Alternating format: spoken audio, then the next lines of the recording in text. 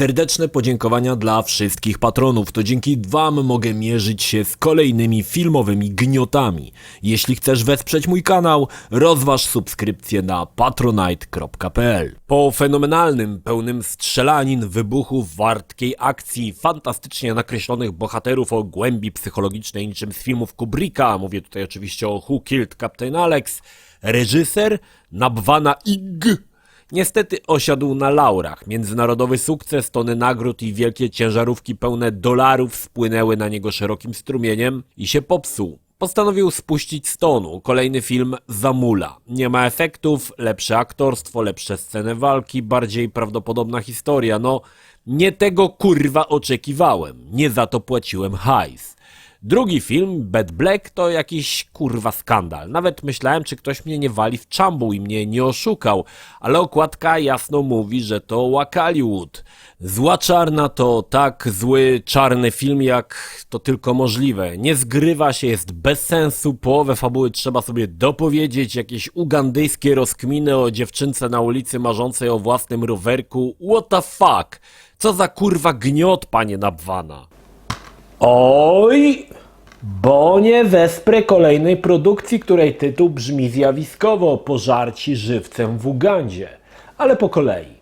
Film zaczyna się jak jakiś gościu, który wygląda jak wszyscy inni goście w Ugandzie, idzie sobie ulicą. To, czego nie wiemy, to to, że ma chorą starą i nie ma hajsu, więc wbija do ugandyjskiego banku. Kurwa ziom. Byłeś kiedyś w ugandyjskim banku? Mają tam okienka, znaczy całą konstrukcję z tektury falistej, aby nikt się nie włamał. Taki karton to może słonia powstrzymać, no bez kitu.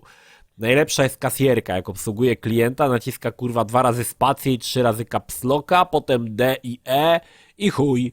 I już wszystko zaksięgowane, elegancko. No więc gościu czeka i wchodzi tam jakiś dzieciak i tam go szarpią i ten pierwszy, który przy okazji nazywa się Słas, może to ugandyjski kłas. No nic, wyjmuje gnata i tam drze dupę, aby dać mu hajs. Baba drze japę: nie dam hajsu, wypierdalaj! On: daj mi hajs, bo cię rozwalę! Nie dam ci hajsu! Gówno mi zrobisz! Nie przestrzelisz tektury falistej fajfusie! Gościu wali w szybę kolbą, chuj. Strzela w szybkę, chuj. Myśli: no kurwa, nie przestrzelę. Wyjmuje więc ze skarpety broń ostatecznego ugandyjskiego rozpierdolu, czyli młotek z metalową rączką, i rozwala szybkę otoczoną tekturą falistą. Zabiera hajsę i razem z tym dzieciakiem spierdalają. I tutaj easter egg: po drodze spotykają kapitana Alexa, który jednak przeżył, ale Słaz go zabija, więc już wiemy, kto zabił kapitana Alexa, więc dalej uciekają przez baraczki i kradną furę. Słaz to dobry ojciec, czy tam w sumie nie wiem, i każe dzieciakowi wypierdalać z jadającego samochodu. Tymczasem w pościg za nimi rusza białe Subaru i motor. Nie wiem, czy to siły policyjne Ugandy, ale widocznie tak. No i zaczynają strzelać.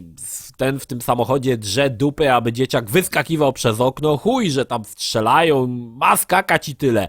Tamci napierają z karabinów, a odbicie w samochodzie jest cały czas to samo, pomimo że koła się kręcą, magia kina.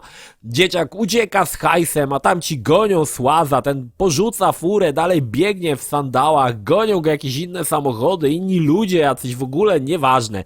Zabija tam tych policjantów na lewo i prawo. Policjanci w trójkę za nim popylają na małym skuterku. Słaz chce zabrać jakiś motor, ale właściciel mówi: no ni chuja, nie dam ci motorka, więc jadą razem, strzelają, potem on spada z motorka i robi najbardziej spektakularną akrobację w całym filmie. Fiką na górce z gówna. Ta scena jest tak zajebista, że proponuję obejrzeć ją jeszcze raz. I jeszcze raz w zwolnionym tempie.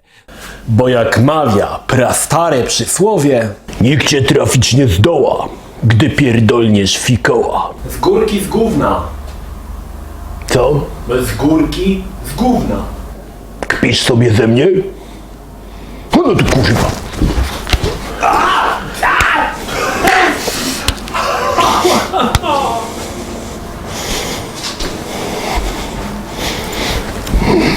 Mówiłeś mi maczetę w szyję. Przestań jęczeć. Rozchodzisz to. Coś jeszcze? Słaz zapierdala po jakichś murkach, zanim ci policjanci, jeden jest jakiś w ogóle taki nieogar, że przełaził przez murek za długo, więc przyspieszyli film, potem ten chowa się za górką z gówna i na górkę z gówna wbiega policjant i skacze z górki z gówna i Słaz go zabija.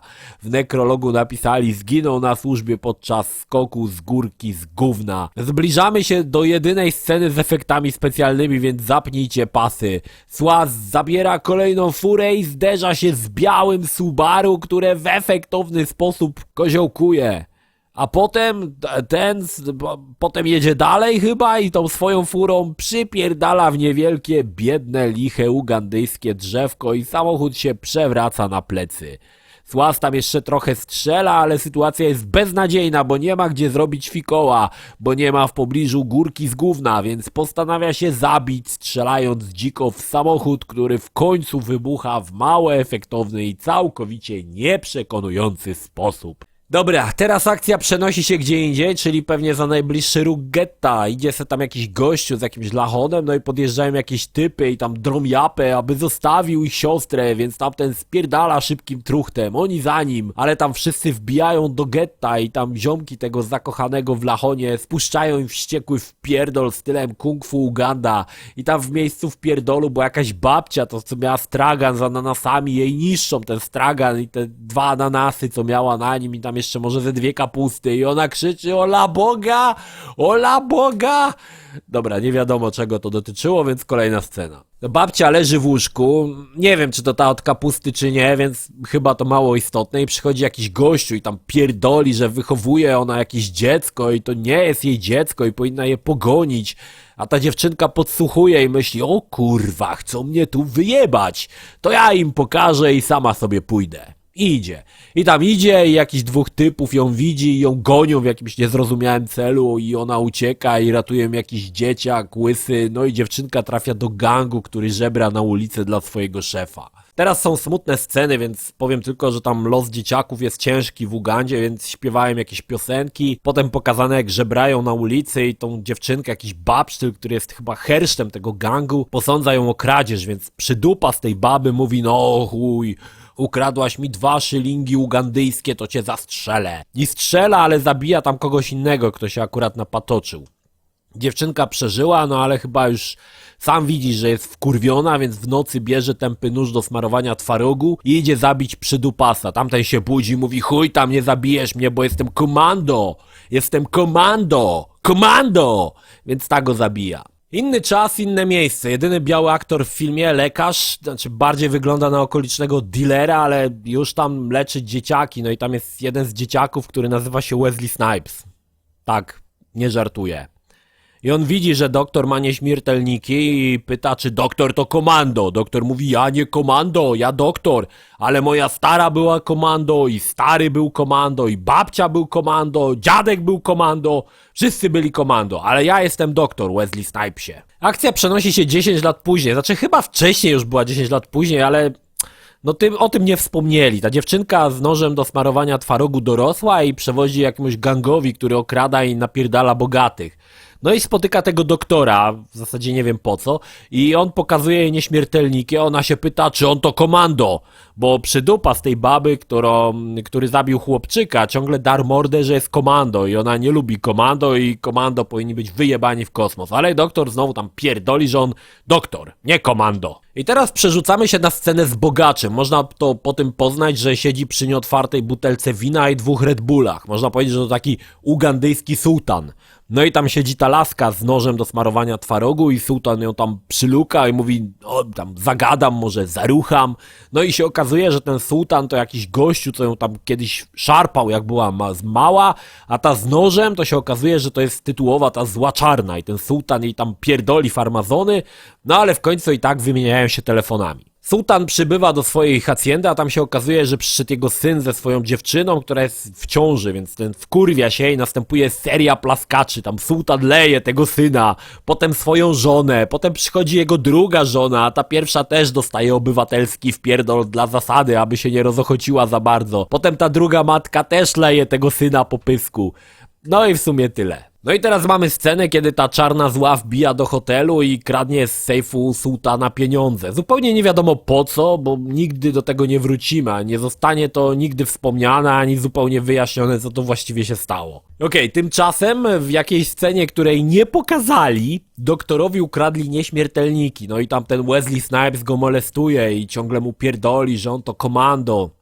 Doktor mówi, że nie komando, a doktor, a Snipes ciągle swoje, że komando i on go nauczy być komando i on wtedy odzyska te swoje nieśmiertelniki. Doktor w sumie, no, poważny facet, ale nie ma nic innego do roboty, mówi chuj, niech mnie 5-latek nauczy bycia komando. No i Wesley Snipes zabiera swój karabin zrobiony z bambusa i tyra tam ciężko doktora, leje go, strzela z procy, goni z innymi dzieciakami, wrzuca w rzekę z gówna, każe mu pić wodę z kibla, jeść kurwa jakieś żygowiny. Potem go uczy ugandyjskiego kung fu ku uciesze okolicznych krów, które muszą mieć z niego niewąski polew. No i teraz ten syn sułtana, który dostał plaskacze od wszystkich, co byli w domu, spierdala z getta i spotyka czarną złą i tam mówi, że on chciał dragi, no i ci dają mu jakieś tam dragi, a potem dają mu w nocha paliwo lotnicze i gościu non-stop jest zajebany jak nastolatek na openerze. Tymczasem doktor, który już jest komando, a możemy to poznać po tym, że zgolił wąsa i łeb, więc jest już komando, szuka tego gangu, co mu zajebał nieśmiertelniki. Zaczyna tam ich lać, ale widocznie na razie jest tylko taki trochę pół komando, pół doktor, bo dostaje srogi w pierdol, no i wraca ze smutną japą do Wesley Snipesa i żali się 5-latkowi, że ten go źle wytrenował. Kurwa, żali się 5-latkowi, że go źle wytrenował do bycia komando. Co za kurwa żenada. Zastanawia mnie tutaj ten motyw, że w Ugandzie wszyscy biali są widocznie traktowani jako totalne melepety, których muszą trenować 5-letnie chłopczyki. Z drugiej jednak strony wydaje mi się, że czymś trzeba było wypełnić ten gówniany film, więc nawciskano w niego zupełnie bezsensowne i niepotrzebne sceny. Po to, aby trwał on i tak godzinę 12. Tymczasem ta zła czarna spotyka się z sułtanem i mówi na pierwszym spotkaniu po 15 minutach znajomości, że spoko, ona tam zostanie jego żoną, ale najpierw musi przelać cały swój hajs na jej konto. Taki przekręt ugandyjski znany z internetu tutaj na żywo. Potem mamy jakiś ugandyjski koncert z samymi gwiazdami, jest jakiś gościu w czapce i przejeżdża Matiz. Widocznie przejeżdżający przez wioskę Matiz był tak spektakularnym wydarzeniem, że znalazł się w filmie. No i tam tańczą i śpiewają i skaczą do rzeczki z gównem, trochę jak ugandyjski przystanek Woodstock i tyle. W sumie ta scena jest bez sensu i związku z czymkolwiek. Teraz ta zła czarna przyprowadza ugandyjskiego sułtana do swojej babci i mówi, że to będzie moja żona, starucho, przyszedłem ci to powiedzieć, bo jestem jakaś chyba jebnięta. Ale babka mówi, czyś ty ochujała, zła czarna. I tutaj pierwszy mega twist, bo okazuje się, że sułtan Ugandy to dziadek złej czarnej. Sułtan się tam wkurwia, coś tam pierdoli, no i coś tam. Tymczasem doktor się tam trochę ogarnął, wstawił sobie te wybite zęby i chodzi i szuka złej czarnej, bo ta wciąż ma te jego nieśmiertelniki. A ta z kolei spotyka tego wujka, co ją wyjebał z chaty na samym początku filmu, jak była mała, no i go zabija. Widocznie porachunki gangów są srogim problemem, bo akcja przenosi się na posterunek policji. Możemy być tego pewni, że to posterunek policji, bo świadczy o tym mazakiem napisane na kartonie police i jakiś chujowy rysunek bociana czy coś tam. I ten policyjny gościu mówi, że tam nie ma się co martwić, on wszystko załatwi, ma już cwany w chuj plan i wypuści na ulicę, uwaga, kung fu gliny. Tak, nie żartuję. Jeden z tych gości z fryzurką na Mirmiła to właśnie kung fu glina. Tak czy tak. Zabiją złą czarną, mutną jej głowę, a potem wrzucą do więzienia. No i zbliżamy się do kulminacyjnej akcji. Doktor Komando i kung fu gliny wbijają do slumsu złapać złą czarną, bo tam ma być jakiś deal z handlem bronią. No i faktycznie jest jakiś gościu, który przynosi czarną reklamówkę z jakimś gównianym pistoletem. No deal w chuj. No i się zaczyna. Kung fu gliny i komando doktor strzelają do kogo popadnie. Gang złej czarnej leje się z kimkolwiek. Wszyscy czarni, więc nie wiadomo kto kim jest. Jedynie białego rozpoznaje w tym burdelu. Odróżnia się, bo ma czarne okulary. Ten w końcu spotyka czarną i zabiera jej te nieśmiertelniki. Pół filmu kurwa po to, aby odzyskać sobie jakieś chujowe 2 blaszki. No i wydaje tą czarną kung fu gliną. No i teraz ta czarna trafia do pierdla, tam jakiś ugandyjski hipopotam podchodzi do niej, coś tam gada i daje jej serię strzałów w bebechy i szybko ją tam ustawia w hierarchii więziennej, przy okazji tam leje jakąś inną kobietę, która stała obok. Czarna daje jej banknot i hipopotam mówi: o zajebiście, i że to ona jest czarna i sztama, chuj tam, że 3 sekundy wcześniej masakrowała jej bebechy piąchami. No i jedna z tych więźniarek, ta, która dostała strzała od hipopotama, mówi, że siedzi tu już jakiś czas, no i że ma córkę, ale jej nigdy nie widziała i tam buhuhu.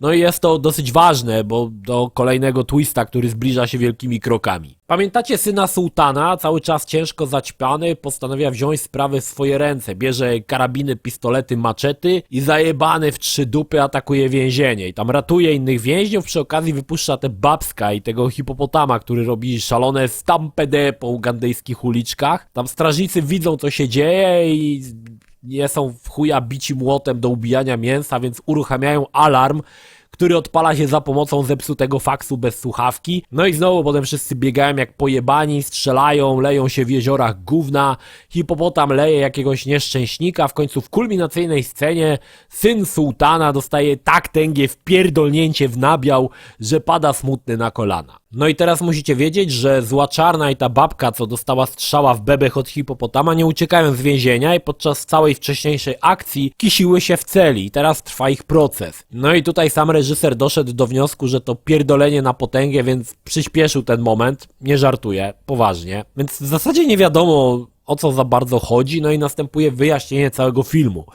Ten słas z początku, co robił fikoły na górce z gówna, to ojciec złej czarnej. Babka, co dostała strzała w bebech od hipopotamicy, to jej stara i zarazem córka sułtana Ugandy.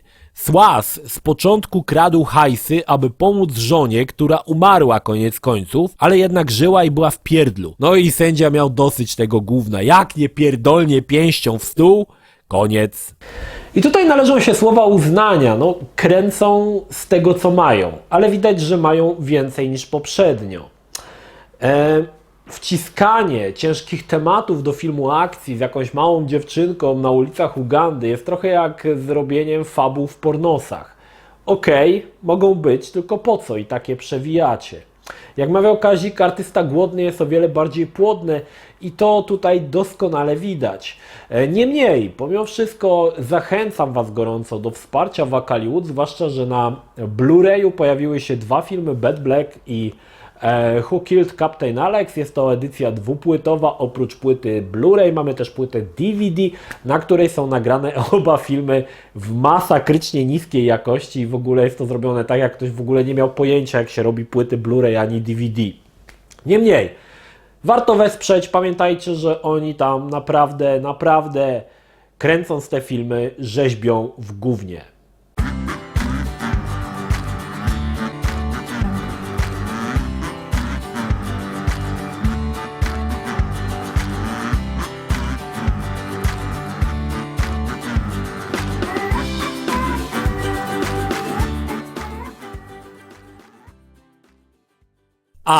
No i jest scena jeszcze po napisach końcowych, jak w najlepszych filmach Marvela. Ten doktor Komando znowu jest doktorem i tam pomaga lokalnej społeczności, ale pojawia się jakiś gruby babsztyl i go zabija z pistoletu. No kurwa, jaki szok.